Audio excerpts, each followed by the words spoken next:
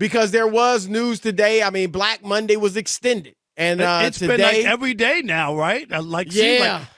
Usually it's that Monday. It looks like people are taking a little more time, Chris, in dissecting, going, through with their coaches and then saying, okay, we're done.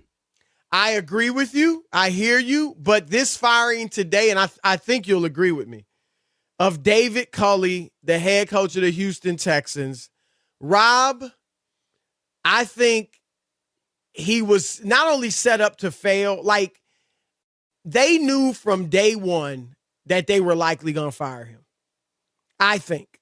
Because they won 4 games, 4-13, and I actually think he did a good job. I mean, you gave him nothing to work with. Rob, we said it all season long.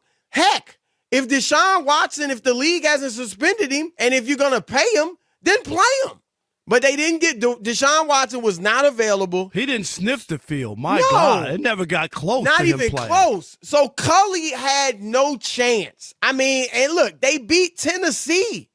Late in the season, they beat the Chargers. They cost the Chargers a playoff berth. They killed the Chargers. They ran them out of the building. And had nothing, Rob, to play for. And I get it, guys are still trying to impress other teams or even their own team so they can get a roster spot next year. But still, human nature, once you're out of it, once you're done, especially a physical sport like football where you're getting hit and you're in pain and all this, your body's sore, there's a letdown that usually comes, and he didn't let his team let down.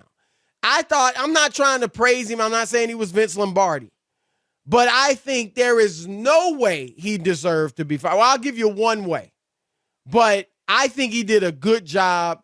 I think they knew he was not going to be a long-term hire, and the only saving grace, Rob, is that he's got $22 million coming his way. He's made 5. I think he's got 17 more million coming his way. Nice little retirement package. He's an older coach. So I'm happy for him in that regard. But, Rob, this is the only thing that even remotely justifies this move to me. And I don't even know if this does, because obviously there's still a lot of concerns about Deshaun Watson legally. Even are you concerned about his character and things like that? But if Deshaun Watson, who we know was open to playing, even wanted to play in Miami, and one of the big reasons reportedly was Brian Flores, the head coach. If Deshaun Watson is like, if the Texans have talked with Deshaun and he's like, look, I think Brian Flores is an excellent coach. If we get him, then I'm in. My trade demands off the table. I'm ready to rock and roll right here in Houston. If that's the case, then I think it might be justifiable. But you still got a bad front office. You still got a front office that's a mess. But that makes me question whether or not Watson would even do that. But that's really the only way this is justifiable to me. Yeah, I hear you. I got a bigger problem. The NFL has a huge problem that we cannot ignore anymore. And even with the firing of Brian Flores, whether it's a personal kind of thing and how he deals with people or not, we had 3 black coaches, and now we're down to 1. And the one coach, Mike Tomlin, it just happens that he's never had a losing season. So if he had lost this year, Rob, he might have been out, right? But he's the only one that gets to stick around. And I do have a problem. I have a problem with it. And you're right, David Culley, it was basically just, can you hold this place? Right. And it's not right. And then here's the other thing, Chris, that we hear all throughout the year. And it's a double standard. We talked about some of the wins that they had, the one against the Chargers that probably cost them the playoffs. But then all year we had to hear about Dan Campbell. Dan Campbell won less games than Culley, Chris. We're better players. Right. Okay? With a quarterback who was a 2-time Pro Bowler who went to the Super Bowl. He won 3 games, and what did we have to hear? Drew Brees, Troy Aikman praising Dan Campbell every weekend about how damn hard the Lions played. They won 3 freaking games. And nobody is even batting an eye that Dan Campbell gets to stick around. or that wasn't good enough. I got a problem with it. I'm with you. Now, look, I've said the same thing about Dan Campbell. I don't think he should have been fired. I think they played hard, but I feel it was the exact same story with Culley. No, they played hard. He shouldn't have been fired either. But I hear you. I hear you. If you're consistent, but what I'm saying is the league and the owners, Chris, aren't consistent. Agreed. You remember in Detroit, and I hate to just be banging on Detroit, but because of the coaching with Jim Caldwell. You remember Bob Quinn was the general manager. Chris stood up there and said, 9-7 ain't good enough. Or going to the playoffs and losing ain't good enough here. And they hired Matt Patricia, who barely won 9 games in 3 years. Right. And they chastised Jim Caldwell. Great point. And here's what I'm saying. My last point. Until the players, Chris, and I get it, their job is to play.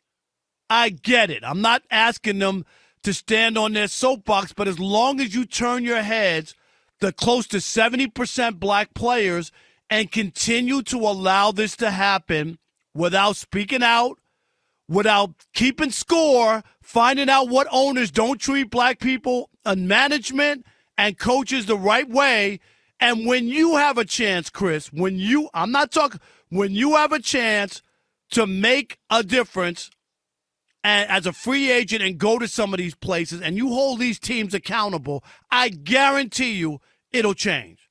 That's the only time it's going to change, is when you start going, you guys have a horrible history of hiring minorities, of promoting minorities, and giving black coaches a good opportunity. You know what? I think I'm going to go to that organization. They're offering me the same thing, but they treat black people better.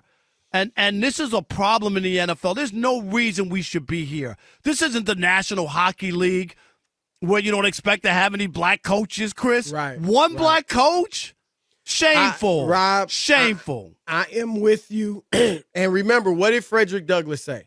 Power concedes nothing without a demand. Right. And that's what you're saying. The players need to demand it. It's unfortunate that it has to come to this, right? It shouldn't be that way. You should hire guys based on their merit, their resume, their qualifications, we wish, all that. Right. All of that. That's what we want everything to be. Absolutely. But, and Rob, here, I'm going to say it this way.